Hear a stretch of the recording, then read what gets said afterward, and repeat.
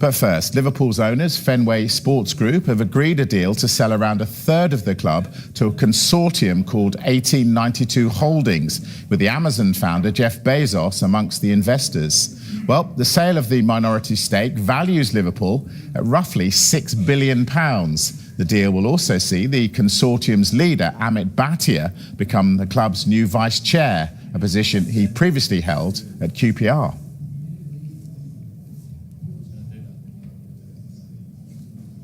When it comes to investment like this, obviously the first thought will be, look, how much money are we going to get to spend in the transfer window? What I can tell you is, or what we're being told at least, is that this transaction has no impact whatsoever on Liverpool's approach to the transfer window. There's no new or separate transfer budget associated with this investment at all. Transfer decisions and budget setting will continue to be led by Liverpool's sporting operation and within the financial sustainability model that they've got as well, and the rules, of course, that govern the squad improvements and squad investment. So the transaction does not change Liverpool's transfer strategy or football philosophy in the slightest. Well, Bezos is part of the consortium through his involvement in the K5 Sports Fund, but he won't join the board. Instead, the club says the new partners will work with FSG and the club's leadership team to evaluate opportunities that enhance the club's objectives on and off the pitch. Well, Brian Bourne, a managing partner of K5 Global, will join the board as Bezos' representative. Amit Bhatia said on behalf of 1892 Holdings, "We're incredibly proud to be investing in Liverpool Football Club and to be doing so alongside FSG. We have the utmost respect and admiration for FSG as owners and for everything they've achieved at Anfield." To be welcomed as a partner in a club of this stature is a huge privilege. We're making this investment because we believe deeply in Liverpool and its leadership, and we look forward to supporting the club's continued success for years to come. Well, the consortium also includes the EE Capital, the office of the Saverin family. Eduardo Saverin is well known within American business circles for co-founding Facebook with Mark Zuckerberg back in 2004. His net worth is thought to be in the region of £24 billion. Elaine Saverin, Eduardo's wife, is also expected to join the club's board. Well, the club statement said that FSG will retain the minority ownership of Liverpool, keeping them in operational control of the business moving forward. I think I said minority, I meant majority there. Mike Gordon, FSG president, said in the statement, "Liverpool has always been built by thinking beyond one season and making decisions with the club's long-term interests in mind. That approach continues to attract interest from respected investors and business leaders around the world. As we consider this opportunity, it became clear that Amit and the consortium shared our long-term philosophy and appreciation for what makes Liverpool special. Their experience and perspective will complement the strong foundation already in place, and we look forward to working together." Right, there's been a Quansah and a Quansah link. So let's start with Jarell Quansah. Are they going to get him, Michael? Well, they're in talks with Bayer Leverkusen over a possible deal for Quansah. We believe that Mikel Arteta sees him as a good addition to Arsenal's options in defence.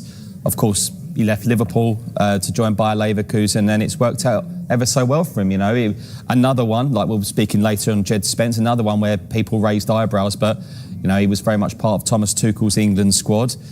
And we'll wait and see, but it's another player, another defender who can play in a number of positions. It seems to be the Mikel Arteta mode. Most of his centre-halves can play right back, left back. You know, so it shocked many people, but the more I look at it and think about it, it doesn't overly surprise me. And what about Jarell Quansah, Vinny? Yeah, Mike, again, he's someone who's this similar kind of profile, really, to Jarell Quansah. He can play right back as well as being a more natural centre-half, of course. Villa would want around £60 million. Remember, he's 5 years older as well than Jarell Quansah. He's got 2 years left, though, on his Villa contract at the moment. He wasn't part either of the Super Cup squad the other night against PSG with that extended break after the World Cup. But again, you're just looking at that situation, and clearly they need reinforcements because of the long-term injury to Saliba. Timber's coming back to fitness, of course, but it makes sense to have cover, extra cover in those areas. So again, Quansah makes sense that they're the two that they're looking at the moment. Saliba, we know, is going to be out for some time, Michael. So do they actually have to get on with this and get more people in defence? I think Arsenal, I mean, they look well stocked to me. They've got some great options. I mean, we've done the squad depth graphics, haven't we? And I think they look the most equipped to start. But then Arsenal fans will tell me a number of players won't be fit, which is fair. You know, Declan Rice needed an extended break. But yeah, maybe one more defender through the door, and I think they'd be pretty happy.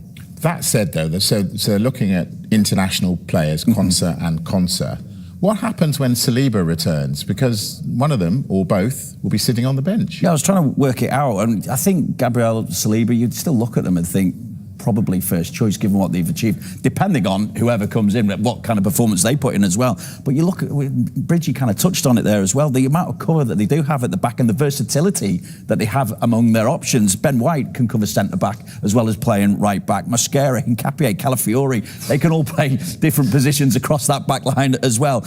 Miles Lewis-Skelly's still there. Not only can he play midfield, he can play left-back as well. Yeah. So, and I mentioned Timber getting back to full fitness. So there are options in there. It's not like they're short. No, and also, Mike, like, you look at Declan Rice, for example, you know, he didn't have the greatest World Cup. I mean, he's a key player, but he probably, maybe Arsenal fans look back and say maybe he played one too many games. I mean, he played in the Carabao Cup semis against Chelsea, and like, it's about, this is a 70-game season for the likes of Arsenal probably. You know, Mikel Arteta goes for it. He goes for the Carabao Cups, and of course they're going to go for the Champions League. And they want to go one better in the Champions League. You've got your Saturday, Tuesday, Sunday, Wednesday games. Come thick and fast. It's squad depth. Yeah. Liverpool have been hit with a major transfer development as reports surrounding former defender Jarell Quansah continue to generate significant attention.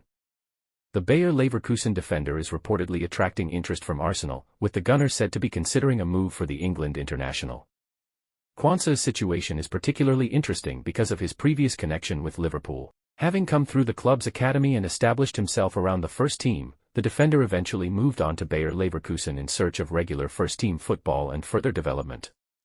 According to the latest reports, Quansah would be open to a return to the Premier League, with Arsenal emerging as a potential destination.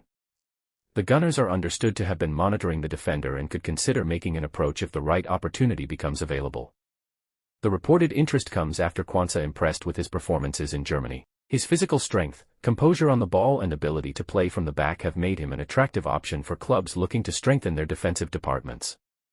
For Arsenal, signing Quansah could represent an opportunity to add another young defender with Premier League experience and significant room for development. His familiarity with English football could also make the transition to North London relatively straightforward. However, any potential transfer would depend on Bayer Leverkusen's position and the financial terms involved. Liverpool could also have an interest in developments surrounding their former academy player depending on the contractual arrangements connected to his departure.